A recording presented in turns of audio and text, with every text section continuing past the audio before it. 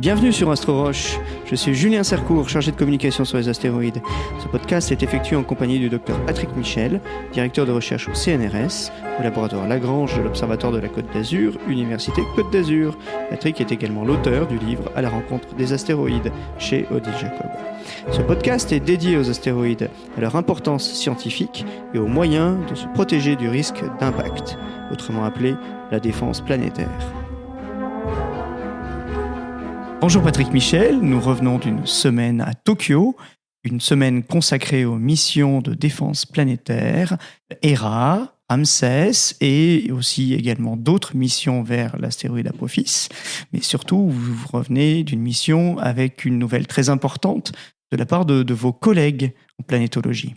Absolument, mes collègues japonais ont annoncé que l'AJAXA, donc l'agence spatiale japonaise, a créé un groupe de défense planétaire. Donc officiellement, le Japon a maintenant un groupe de défense planétaire. Il faut savoir que la NASA a commencé en 2016 à développer un bureau de coordination de défense planétaire, c'est-à-dire en officialisant un point de contact américain avec un bureau dédié à cette thématique. La PDCO. Voilà, la Planetary Defense Coordination Office. Et l'Europe a elle-même, dans le cadre de son programme Space Safety, qui est le programme de sécurité spatiale européen, eh bien, a mis en œuvre en 2019, qui a été mis en œuvre au Conseil ministériel de l'ESA en 2019, eh bien, a mis en œuvre un bureau aussi de défense planétaire en Europe. Donc ça, c'était très bien. L'AJAXA, l'agence spatiale japonaise, a été pionnière dans des tas de missions spatiales, en particulier de retour d'échantillons d'astéroïdes. On l'a déjà vu avec Hayabusa et Hayabusa 2. Et qui sont d'ailleurs les échantillons, c'est très utile pour la défense planétaire. Absolument, et en plus, c'était des objets géocroiseurs, donc des objets potentiellement dangereux. Et donc, il était naturel qu'à un moment donné, il se passe quelque chose. Et donc, ça s'est passé cette année. Ils ont officialisé le groupe de défense planétaire avec même un logo qui montre un loup qui regarde le ciel. Très joli au logo. loup, voilà. Et donc, ça a été la première annonce. Et ça vient en fait aussi du fait que l'AJAXA s'implique de plus en plus dans cette thématique, puisqu'elle contribue à la mission Hera de l'Agence spatiale européenne avec un instrument imageur thermique, ça veut dire qui mesure les propriétés thermiques d'un astéroïde. Dans l'infrarouge. Dans l'infrarouge. Et puis, elle souhaite participer à la mission Ramsès, qui est donc à l'étude à l'Agence spatiale européenne, pour aller voir l'astéroïde Apophis en 2029, avec d'ailleurs encore une fois un imageur dans l'infrarouge thermique, et puis des panneaux solaires pour la sonde principale, et peut-être même le lanceur. Elle a un lanceur qui s'appelle H3, qui est assez performant. Et ils sont en train d'étudier s'ils pourraient aussi contribuer à cette mission avec un lanceur. Et là, ça renforcerait encore la coopération internationale en défense planétaire et leur participation à cet enjeu-là. Donc ça, c'est, je trouve, une très belle nouvelle. Effectivement. Et quelles nouvelles avez-vous appris d'autres au Japon ? Alors en fait, au Japon, on a fait 3 ateliers de travail successifs. Donc la semaine du 7 au 11 avril, on a commencé par 2 jours consacrés à la mission Hera, avec toute la communauté intéressée. Dont vous êtes le responsable scientifique. Voilà, avec le monde, enfin les gens du monde entier étaient là. On avait des collègues américains, des collègues japonais, des Européens bien sûr. Et c'était très bien parce que c'était suite au survol de Hera de Mars et d'une de ces lunes Deimos. Magnifique. Donc magnifique. On a pu montrer à toute la communauté internationale les premiers résultats de ces observations, sachant que les images sont toujours en cours de calibration. On a eu une réunion du groupe des opérations de cette mission à Nice 2 semaines avant d'aller au Japon. Exact. Et on était en train de discuter de la calibration de toutes les données qui ont été prises par les caméras visuelles, un imageur hyperspectral, donc dans des longueurs d'onde au-delà du visible, et l'imageur dans l'infrarouge thermique. Et c'est très compliqué parce qu'en fait, les données qu'on reçoit, il y a plein de bruits, plein de perturbations dans les données qui font qu'il y a tout un travail de calibration pour s'assurer que le produit qu'on va délivrer ensuite à la communauté et au public est bien calibré. Et donc vous prévoyez de sortir un article scientifique avec des images? Pour l'instant, on termine les calibrations et effectivement, on a discuté pendant cet atelier le fait qu'une fois qu'on aura bien compris ce que l'on voit et en fonction des nouveaux résultats qu'on pourra avoir, on en fera effectivement des publications. Je pense qu'on a des résultats très intéressants sur Deimos, dont on a vu là la face opposée à celle de Mars. Et à part une autre mission des Émirats Arabes Unis, la mission Hope, qui avait fait un survol de Deimos montrant cette face-là, en fait, il n'y a pas d'autre mission qui a fait ça. Donc, Deimos étant la plus petite et la plus éloignée des 2 lunes de Mars. Voilà, c'est ça. Elle est considérée comme étant similaire à Phobos. C'est ce qu'on pense, qu'elles ont la même origine, mais tout ça est à vérifier. Et la mission AMX de la JAXA, justement du Japon, ira en tous les cas prendre un échantillon de Phobos et fera aussi des survols de Deimos. Donc c'était aussi lors de ces 2 journées une discussion avec une partie de l'équipe MMX. Oui. Pour s'assurer qu'on leur montre ce qu'on a fait pour qu'ils préparent bien leur survol et qu'on soit bien complémentaires. Voilà, est-ce qu'ils vont retourner voir les mêmes endroits ou d'autres? Donc tout ça a été discuté de façon préliminaire parce qu'encore une fois, on est en train d'analyser ces données-là, de les comparer d'ailleurs avec la mission Hope des Émirats Arabes Unis. Donc voilà, ces 2 premiers jours étaient vraiment la célébration du succès de ce survol. C'est toujours risqué. Toujours risqué. Enfin, donc on souhaite que ça se passe bien. L'Agence spatiale européenne sait faire des survols planétaires. Et là, comme on avait un petit peu poussé le bouchon en voulant avoir Deimos dans le champ de vue, qui a d'ailleurs nécessité un petit peu plus d'énergie pour pouvoir le faire, donc les ingénieurs des opérations nous ont donné cette faveur-là. Donc du coup, on est très content que ça ait marché. Et ça a été un point central de la discussion, plus bien sûr la présentation de toutes les avancées des groupes de travail de cette mission, aussi bien les modélisations d'impact, ces modélisations qui vont avoir pour but de reproduire ce qu'observera Hera. Comment est-ce qu'on a tapé sur Dimorphos avec DART? Est-ce qu'on l'a déformé? Est-ce qu'on a fait un cratère, etc. Il y a eu aussi des avancées dans les modélisations de la dynamique du système binaire qu'est Didymos. Et puis aussi rendu compte des observations qui sont faites encore actuellement du couple Didymos-Dimorphos. L'idée, c'est d'avoir l'information la plus complète possible sur le système tel qu'il est maintenant pour pouvoir préparer les opérations à proximité de Hera lorsqu'elle arrivera en octobre 2026, la phase d'approche, puis après la phase de rendez-vous décembre 2026. Il s'agit d'éprouver les instruments scientifiques. Oui, alors là, c'est le survol de Mars et Deimos a servi à ça, de calibrer les instruments en vol, mais il y a aussi toute la phase de la compréhension de ce que l'on pense être le système binaire actuellement pour pouvoir s'approcher de façon la plus sécurisée possible et à savoir en amont à quoi on pourrait avoir affaire, sachant qu'en réalité, je pense que ce qu'on verra peut-être pas grand-chose à voir avec toutes les prédictions qu'on fait maintenant, puisque jusqu'à maintenant, à chaque fois qu'on est allé voir un astéroïde, on a été surpris de ce qu'on a vu. Et là, pour le coup, on sait que le système, et en particulier Dimorphos, n'a plus rien à voir avec ce qu'il était avant qu'on ait tapé dedans, sauf qu'on ne sait pas justement maintenant à quoi il ressemble. Donc ça, c'était Hera. Ensuite, on a eu 2 journées consacrées à Apophis. Donc c'est un atelier qu'on appelle Apophis témoin jusqu'à ce qu'on arrive à 2029. Donc là, on est à 4 ans de 2029, 2025. Donc c'était témoin 4 ans. Témoin 4 ans. Et c'est quelque chose que l'on fait depuis le témoin 9 ans. Donc tous les ans, on réunit la communauté intéressée par Apophis, qui est d'ailleurs très grande parce que 330 personnes se sont inscrites à ces ateliers. Ah oui.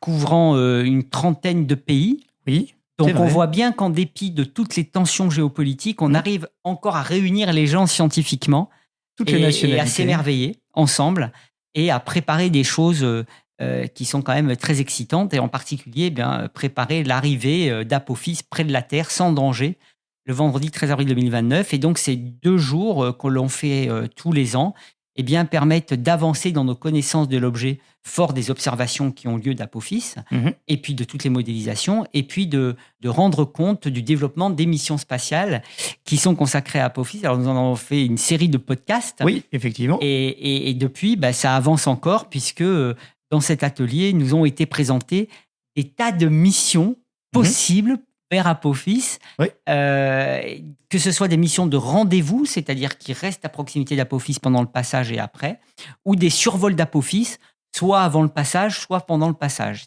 Survol, ça veut dire on ne fait que passer pour après aller terminer la mission. Et j'ai été assez impressionné du nombre de projets qui ont été présentés. parce que il y a une dizaine, entre 8 et 10 projets qui ont pour but d'aller voir Apophis. Alors, tous ne seront pas financés, tous ne seront pas prêts parce que... il faut lancer très bientôt. Tôt, voilà, très, très bientôt, dans 2 ans. Et donc, ça pose la question entre ce qui est présenté, sachant qu'une partie de ce qui a été présenté vient d'initiatives privées. Oui. Est-ce qu'elles sont vraiment financées ou pas ? Et donc, ça a été aussi l'objet d'une discussion pendant la conférence, à savoir comment on coordonne tout ça. Parce que si tous ces projets y allaient, va falloir bien se coordonner pour pas se rentrer dedans. Il faut un code de conduite, un code de la route. Voilà, un code de la route.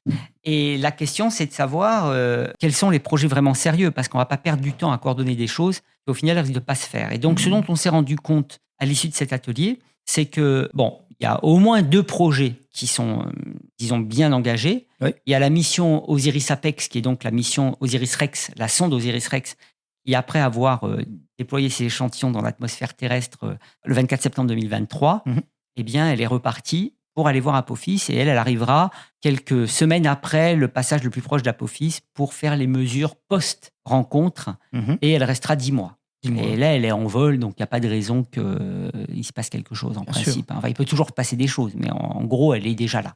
Oui. Il y a la mission Ramsès de l'Agence spatiale européenne, dont le développement est en cours, mais qui, bien sûr, ne pourra être garantie que lorsqu'elle sera formellement approuvée par les États membres de l'ESA au Conseil ministériel de l'ESA en novembre prochain, 2025. Bon, c'est bien engagé aussi. Oui, retenez bien la date. Voilà, et puis c'est une mission d'agence spatiale, je dirais, fondée par des États.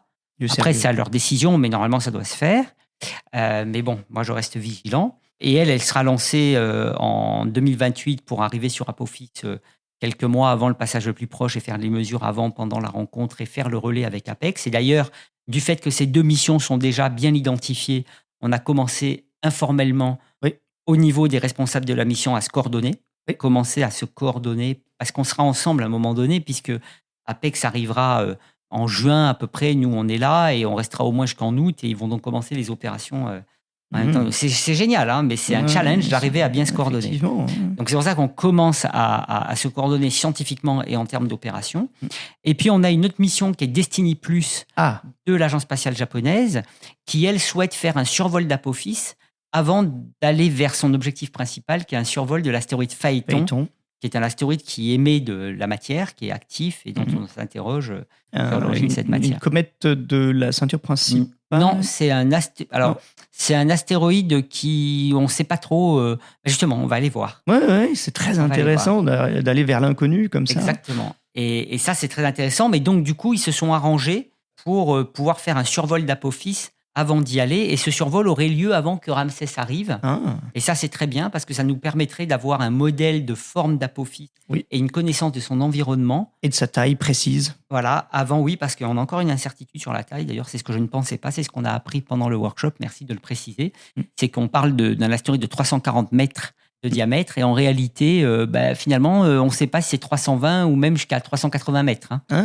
320, 380, voilà. Ça laisse une belle marge. Donc, ça laisse une belle marge. Et du coup, avoir une mission qui survole Apophis avant l'arrivée de Ramsès va permettre d'accélérer les opérations à proximité, l'approche de Ramsès vers Apophis, parce que c'est toujours le grand problème. C'est quand on va vers l'inconnu, est-ce qu'elle, par exemple, elle a un petit satellite Apophis autour de lui, naturel, qu'on ne peut pas voir depuis la Terre. Il y a ça aussi, un secondaire, comme on dit. Exactement. Donc tout ça, si on a une mission de survol avant, ça nous permet, c'est pas crucial, mais c'est une aide à l'approche, sachant qu'on veut pouvoir commencer à faire les mesures rapidement, puisque si on arrive fin février 2029, on n'a à peine un mois et demi pour faire les mesures des conditions initiales d'Apophis avant qu'elles soient modifiées par les forces de marée terrestre. Et oui.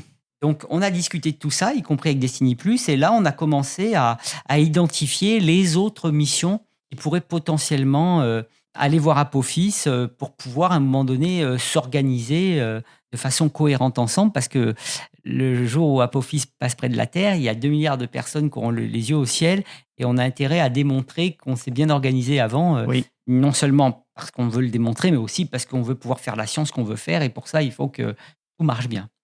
Donc ça a été les 2 jours consacrés à Apophis, et qui ont été à la fin l'objet de recommandations et de trouvailles, de findings, comme on dit en anglais, que l'on est en train de rédiger pour les envoyer à la communauté. Et les recommandations sont bien sûr toujours d'abord d'encourager les efforts pour aller voir Apophis, qui sont en cours, de s'assurer qu'il y a une bonne coordination internationale, donc reconnaître l'importance d'avoir Ramsès, Apex et Destiny Plus vers Apophis. Oui. Donc ça, c'est le premier, crucial, de poursuivre les observations que l'on peut faire d'Apophis de façon coordonnée, d'encourager tous les autres efforts, et puis de reconnaître aussi la valeur de cette année internationale des astéroïdes, la sensibilisation des astéroïdes de la défense planétaire pour 2029, qui est une résolution qui a été adoptée par les Nations Unies. C'était en décembre dernier. Voilà, c'était en décembre dernier. Donc, on va commencer à organiser les choses et donc, on a ce message fort qu'on espère être lu par les décideurs concernant Apophis, parce que ce n'est pas une opportunité qu'on peut rater. Et d'ailleurs, ça montre bien que c'est important parce que même 330 personnes qui sont venues assister à un workshop sur un seul objet. Donc, c'est quand même pas mal. Voilà, donc ça, c'était Apophis. Oui, et ensuite, il y a eu donc l'atelier dévolu à Ramsès. Voilà, donc sur Rapid la même lignée. Apophis Mission for Exactement. Space Safety. Voilà. Et en fait, la mission de l'Agence spatiale européenne en développement. Et finalement, maintenant qu'au sein de cette mission, d'abord, on a défini sa structure, qui est la même que celle d'ERA, structure d'équipe, et qu'on a identifié les responsables des groupes de travail, etc. Eh bien, on s'est dit, vu qu'on a l'atelier Apophis Témoin 4, donc avec la communauté intéressée, pourquoi ne pas faire la première réunion, un peu de démarrage de l'équipe de Ramsès pour présenter les groupes de travail, les instruments, puisque les instruments ont été identifiés. Pourquoi ne pas le faire suite à l'Apophis, à l'organisation de l'atelier Apophis Témoin 4 ? Et d'ailleurs, ça nous a permis de dévoiler les instruments qui ont finalement été choisis pour être mis à bord de la sonde principale. Alors, y a-t-il des nouveautés par rapport à ERA ? Alors oui, en fait, fort d'un travail qui a été fait par les proposants de janvier à mars, eh bien, l'Agence spatiale européenne, avec nous-mêmes les responsables de la mission, avons défini les instruments qui seront à bord de Ramsès, dont les critères principaux étaient qu'ils soient suffisamment matures pour pouvoir garantir d'être prêts à embarquer pour être lancés en 2028. Donc déjà, ça en élimine pas mal. Parce qu'on ne peut pas inventer décollage en 2028, encore une fois. Donc la première chose, c'est ça.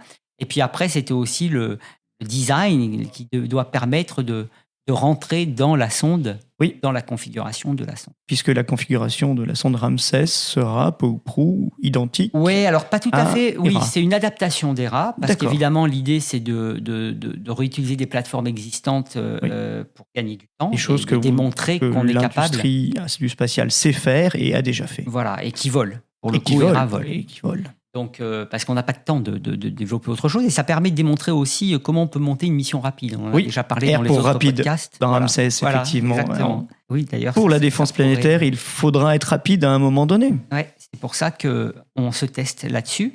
Et donc, on a choisi des instruments très intéressants. On a donc les caméras visuelles comme sur ERA, mais ça, elles étaient déjà là. C'était d'ailleurs le baseline. Qui feront la joie du grand public. Absolument. On montrera les images d'Apophis pendant la rencontre en même temps qu'on verra la lumière à l'œil nu, donc ça c'est extraordinaire. Jamais fait. On a bien sûr l'imageur infrarouge thermique, on l'a dit, japonais, qui lui est là. On a une caméra hyperspectrale qui est en fait la même que sur ERA, mais cette fois-ci qui nous permet de pousser dans les longueurs d'onde au-delà de ce qu'on avait sur ERA.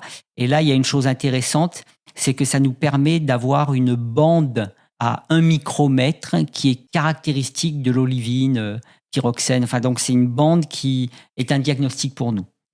Qui permettra d'en savoir un peu plus sur l'intérieur, la composition d'Apophis. Donc ça, c'est intéressant. Ensuite, on a un autre instrument imageur, haute résolution, avec un volet infrarouge aussi.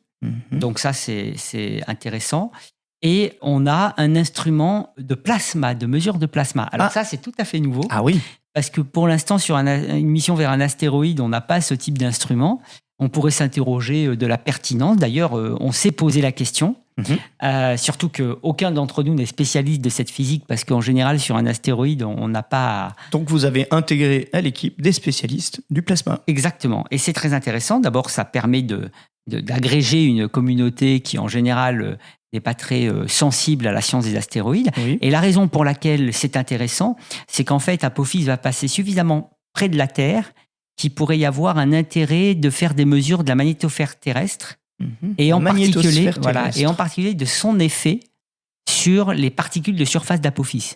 D'accord. Qui pourraient subir des effets provoquant une lévitation électrostatique ou des choses comme ça. Et en fait, ça, c'est quelque chose qui nous intéresse parce que on a des grandes questions sur les effets des passages proches aux planètes sur les astéroïdes.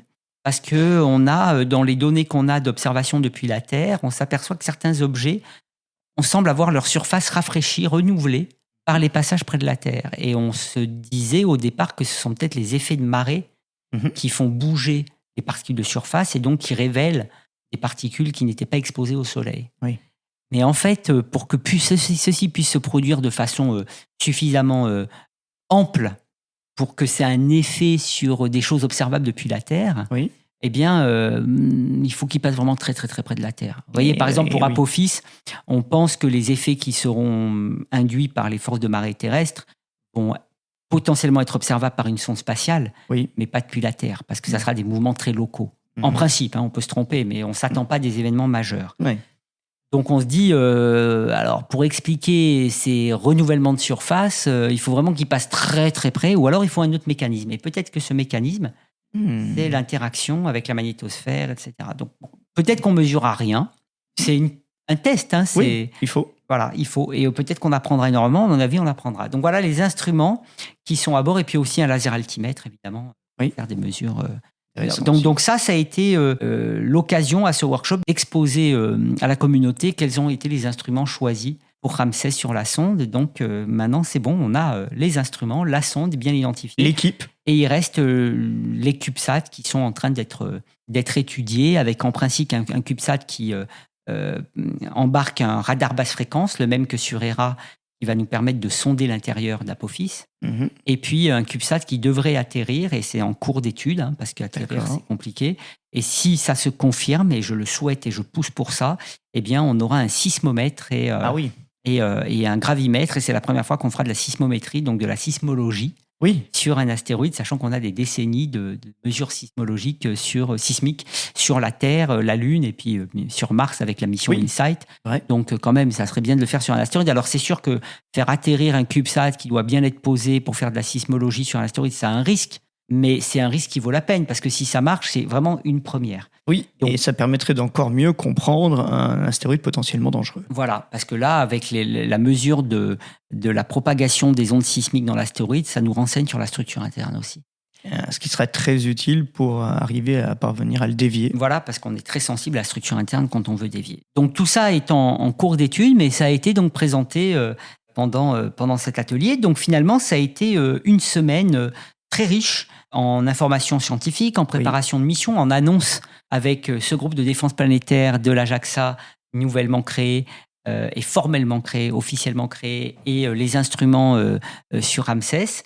Et puis, pour moi, un message fort que dans la défense planétaire et je dirais dans la science en général, la coopération internationale est essentielle et que s'il y a un dernier lien qui doit exister entre les pays en dépit de tous les problèmes géopolitiques, c'est celui entre les scientifiques. Et là, on a fait une belle démonstration qu'on était vraiment tous à fond engagés dans cette coopération.